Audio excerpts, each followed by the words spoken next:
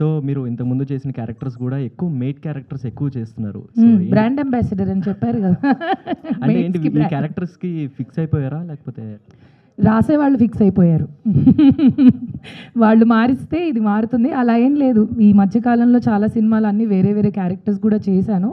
But ఒక్కసారి అది స్ట్రాంగ్గా పడిన తర్వాత దాన్ని తీయాలంటే జీవితం సరిపోదు ఆర్టిస్ట్కి. అదొక బాధ ఆర్టిస్ట్కి. సో ఎన్ని చేసినా ఇట్స్ అ బిగ్ కర్స్ అనమాట. We can do multiple things but జనాలు అదే ఫిక్స్ అవుతారు, రాసేవాళ్ళు అదే ఫిక్స్ అవుతారు, అక్కడ స్పేస్ ఉండదు. సో ఐ థింక్ ఈ year or next year it will be gone నా సైడ్ నుంచి. ఓన్లీ మెయిడ్స్ అనేది పూర్తిగా వెళ్ళిపోతుంది కమింగ్ అప్ ప్రాజెక్ట్స్లో. I'm sure about it.